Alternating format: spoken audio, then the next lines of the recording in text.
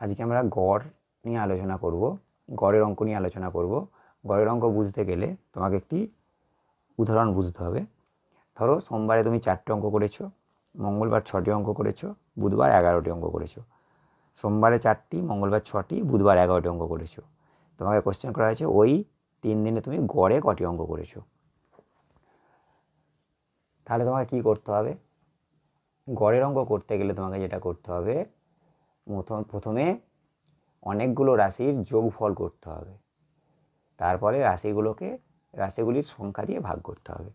তাহলে তোমাকে কি করতে হবে না, ওই 3 দিনে তুমি গড়ে কটি অঙ্ক করেছো করতে গেলে কি করতে হবে, প্রথমে তোমাকে 4, 6 আর এই 11 এই 3টে সংখ্যাকে যোগ করতে হবে। 21 হচ্ছে। এবার এই 21কে কী করতে হবে, এই 21কে তুমি কদিন অঙ্ক করেছো? 3 দিন। সোম মঙ্গল বুধ, যে 3 দিন, তাহলে 3 দিয়ে ভাগ করতে হবে। অর্থাৎ 7টি করে তুমি অঙ্ক করেছো, গড়ে তুমি 7টি করে অঙ্ক করেছো। অর্থাৎ গড়ের অঙ্ক মানে কি, যে উত্তরটা বেরোবে সে উত্তরটা প্রতিদিন তুমি অঙ্ক করেছো। অর্থাৎ সোমবারে তুমি গড়ে 7টি অঙ্ক করেছো, সোমবারে গড়ে কটা করেছো? গড়ে 7টি। মঙ্গলবারে গড়ে 7টি, আর বুধবারে গড়ে 7টি অঙ্ক করেছো। তাহলে গড় কথাটা কিন্তু এখানে লিখতে হবে, গড়ে 7টি অঙ্ক করেছো। মানে দেখো তুমি কিন্তু সোমবারে 7টি অঙ্ক করোনি, সোমবারে তুমি করেছিলে কটা? 4টে, কিন্তু গড় দেখো 7 হয়ে গেছে, বেড়ে গেছে।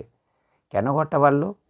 মঙ্গলবারে তুমি 6টা অঙ্ক করেছো, কিন্তু দেখো মঙ্গলবারে গড়ে গিয়ে হয়ে গেছে কটা? 7টা, এটাও বেড়ে গেছে। কিন্তু বুধবারে তুমি করেছিলে 11টা অঙ্ক, কিন্তু বুধবারের অঙ্ক তোমার গড়ে এসে গেছে 7টি। অর্থাৎ গড় এমন একটা জিনিস যেটা সবার ক্ষেত্রেই সমান হয়ে যাবে। সোমবার, মঙ্গলবার, বুধবার সবাইয়ের ক্ষেত্রেই দেখো সমান 7 হয়ে গেছে। তাহলে গড় মানে প্রত্যেকে একই পরিমাণ পাবে। অর্থাৎ সোমবারে 7, মঙ্গলবার 7, বুধবার 7, এটাকে বলা হয় গড়। গড় মানে সবাইয়ের মধ্যেই সমান পরিমাণ হয়ে যাবে, সবাই সমান পরিমাণে পাবে, এটাকে আমরা গড় বলবো। তাহলে গড়ের অঙ্ক করতে গেলে আমাকে কি করতে হবে? প্রথমে রাশিগুলোকে যোগ করতে হবে, যোগ করে কটা রাশির যোগ করছো সেই রাশি দিয়ে ভাগ করতে হবে। কি বললাম? রাশিগুলোকে যোগ করতে হবে, রাশিগুলিকে যোগ করতে হবে, যোগ করে কটা রাশি দিয়ে, রাশিগুলোর সংখ্যা দিয়ে ভাগ করতে হবে। ঠিক আছে, দেখুন এখন এখানে সোমবারে 4টি, মঙ্গলবার 6টা, বুধবার 11টা, তাহলে মোট কটা অঙ্ক করলে? মোট এটা যোগ করলে কদিন অঙ্ক করলে? সোম মঙ্গল বুধ 3 দিন অঙ্ক করলে। তাহলে গড়ের সূত্র হচ্ছে গড় সমান মান সমষ্টি, মান সমষ্টি কোনগুলো? এই যে এই 3টে যোগ করে 21 পেয়েছে, এটা হচ্ছে মান সমষ্টি। এই যে 21টা হচ্ছে মান সমষ্টি। মান সমষ্টি বাই একক সংখ্যা। একক সংখ্যা কোনটা? এই যে সোম মঙ্গল বুধ, এই 3টে হচ্ছে একক সংখ্যা। তাহলে মান সমষ্টি বাই একক সংখ্যা, এটা হচ্ছে গড়ের মেন সূত্র। এবারে গড় বের করতে গেলে যেটা প্রথমে করতে হবে, ফার্স্ট কাজ, সেটা হচ্ছে সমষ্টি বের করা, অর্থাৎ যোগ বের করতে হবে। এটা হচ্ছে গড়ের অঙ্ক। গড় দেয়া থাকলেই তোমাকে মোট বের করতে হবে। গড় দেয়া থাকলেই, যে কোনো অঙ্কই গড় দেয়া থাকলেই মোট সমষ্টি, মোট মানে সমষ্টি বের করতে হবে। গড় দেয়া থাকলেই সমষ্টি বের করতে হবে। সমষ্টি বের করার সূত্র কি হচ্ছে? দেখো, সমষ্টি বের করার সূত্র হচ্ছে গড় গুণিতক একক সংখ্যা। এই যে গড় আর এই একক সংখ্যা গুণ করলেই সমষ্টি বেরিয়ে যাবে। গড় গুণিতক একক সংখ্যা সমান হবে সমষ্টি। গড় গুণিতক একক সংখ্যা হবে সমষ্টি। যেমন দেখো, আগের অঙ্কটা আমি তোমাকে দেখিয়ে দিচ্ছি। গড় গুণিতক একক সংখ্যা, গড় কত ছিল? দেখো একটু অঙ্ক করেছো তুমি, গড় কত ছিল? গড় ছিল 7। এই যে 7, তাহলে গড় ছিল 7, তাহলে এটা 7। আর কটা একক ছিল? সোম মঙ্গল বুধ 3টে একক ছিল, তাহলে 3 7 কত হলো? 21 সমষ্টি। দেখো যোগফল 21 বেরিয়েছিল, যোগফল 21। তাহলে গড় বের করার সূত্র হচ্ছে মান সমষ্টি বাই একক সংখ্যা, আর সমষ্টি বের করার সূত্র হচ্ছে গড় গুণিতক একক সংখ্যা। তাহলে এই সূত্রটা তুমি মুখস্থ করতে হবে। গড় সমান মান সমষ্টি বাই একক সংখ্যা, আবার গড় গুণিতক একক সংখ্যা সমান মান সমষ্টি। এই দুটো সূত্রতেই তোমার সব অঙ্ক এখানে হয়ে যাবে।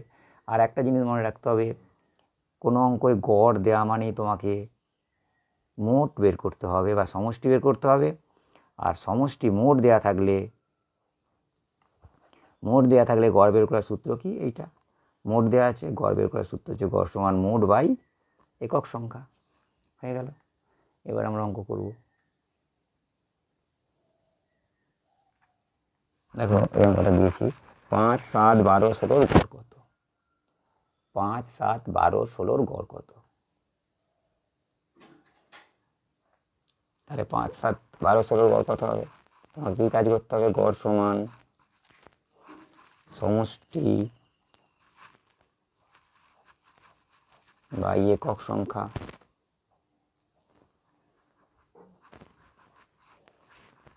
5, 7, 12, 16 বাই 4 যোগ করো।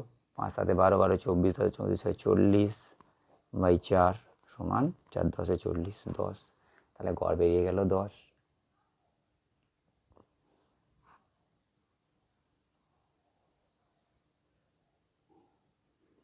প্রথম তিনটি স্বাভাবিক সংখ্যার গড় কত হবে? প্রথম তিনটি স্বাভাবিক সংখ্যার গড়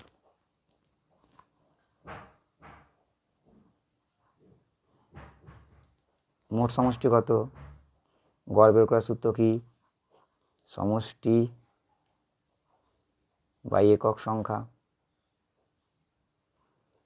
প্রথম তিনটি স্বাভাবিক সংখ্যা কি কি? 1, 2, 3, তিনটে আছে, তাহলে একক সংখ্যা 3। 3 দিয়ে 5 আগে 6, 3, 3 দুগুণে 6, তা 2।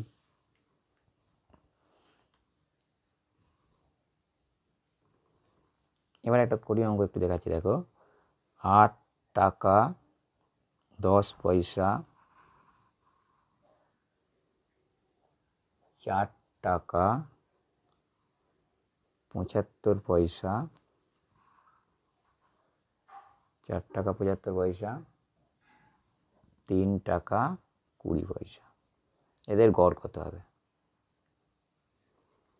তাহলে দেখো এই অঙ্ক করতে গেলে প্রথম কথা হচ্ছে, দেখো এখানে কি দিয়েছে? তিনটে সংখ্যা দিয়েছে, 8 টাকা 10 পয়সা, 4 টাকা 75 পয়সা, 3 টাকা 20 পয়সা। দেখো এখানে কিন্তু একটা এককে নেই, সবাই কি আছে? 8 টাকা 10 পয়সা, টাকা পয়সা টাকা পয়সা টাকা পয়সা।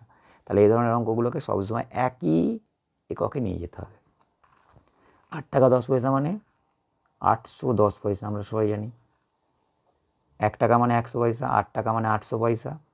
800 পয়সা আর 10 পয়সা যোগ করলে 810 পয়সা। 4 টাকা 75 পয়সা, 1 টাকা মানে 100 পয়সা, তাহলে 4 টাকা মানে 400 পয়সা, তাহলে 475 পয়সা। 3 টাকা 20 পয়সা মানে 320 পয়সা। এবারে মোট সমষ্টি গড় বের করছো, সমষ্টি বাই একক সংখ্যা। কটা একক সংখ্যা আছে আগে বলো? একক সংখ্যা 3টে, দেখো 1, 2, 3টে একক সংখ্যা 3টে। সমষ্টি কত? এই 3টেকে যোগ করো, যদি না পারো আলাদা জায়গায় যোগ করো। 810, 475, 320, 1605। এবারে 1605কে 3 দিয়ে ভাগ করো।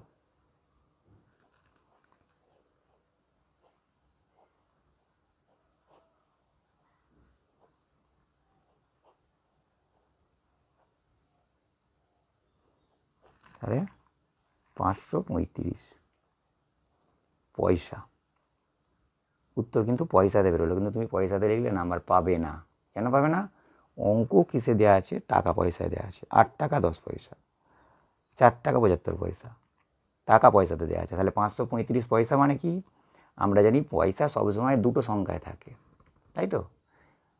পয়সা কিন্তু 100 পয়সা মানে 1 টাকা হয়ে যায়, কিন্তু 99 পয়সা মানে আমি টাকা বলবো না। 100 পয়সা মানে 1 টাকা, কিন্তু 99 পয়সা মানে 99 পয়সা। তাহলে পয়সা সবসময় দুটো সংখ্যায় হবে। তাহলে 535 পয়সা মানে দুটো কেটে দাও, তাহলে কত হচ্ছে? 5 টাকা 35 পয়সা। ভাগ করার দরকার হয় না, এগুলো টাকা পয়সার অঙ্ক ভাগ করার দরকার হয় না, নিজেই করে দেওয়া যায়। আর যদি না পারো একান্ত 535কে 100 দিয়ে ভাগ করো, যদি না পারো তাহলে 535কে 100 দিয়ে ভাগ করো, ভাগ করলে 500 হবে, এই 5 টাকা 35 পয়সা।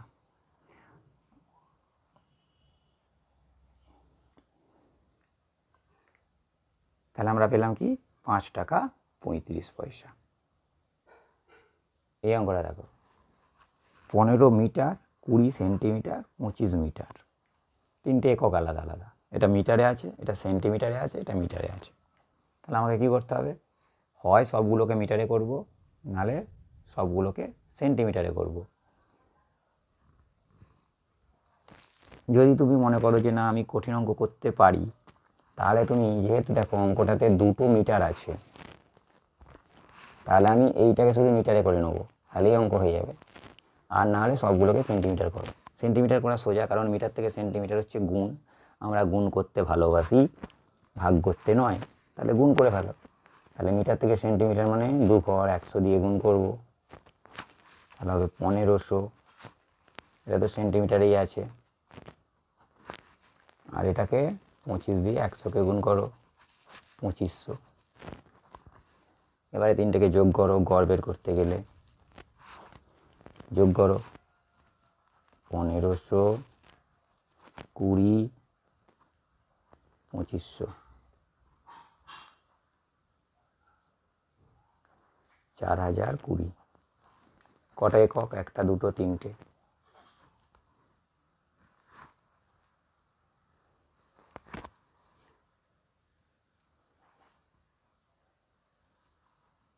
ভাগ করা যাবে না।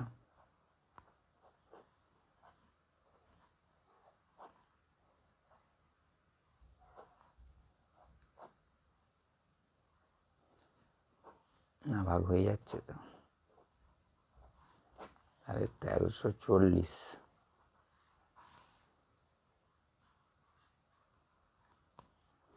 1340 সেন্টিমিটার।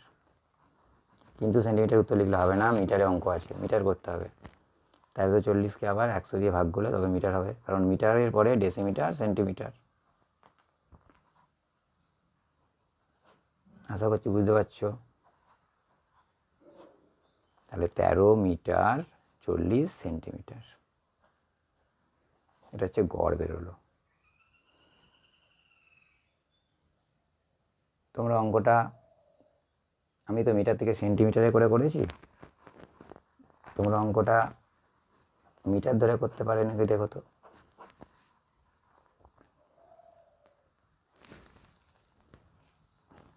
এই 20 সেন্টিমিটারকে শুধু মিটার করতে হবে, মানে 100 দিয়ে ভাগ করে নিলেই হয়ে যাবে।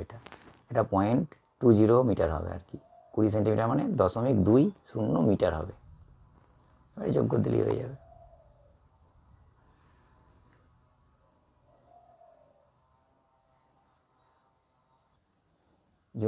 জুন মাসে বৃষ্টি হয়েছে দেখো 6, আমরা 12 অঙ্কটা দেখো, একদম সোজা অঙ্ক। জুন মাসে বৃষ্টিপাত হয়েছে কত, 23.86 সেমি। জুলাই মাসে 19.78।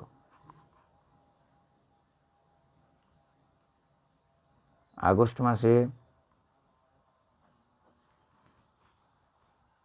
45.25। আর সেপ্টেম্বর মাসে 18.11।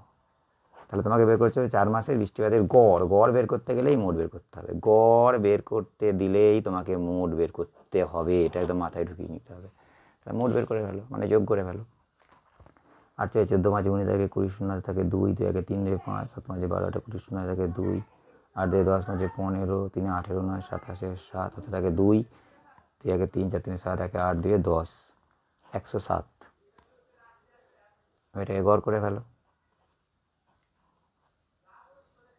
4 দিয়ে, তাই তো? 4 মাস আছে, 3 মাস নয়।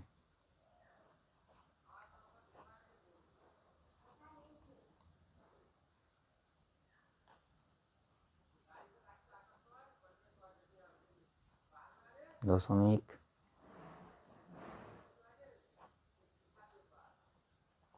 0,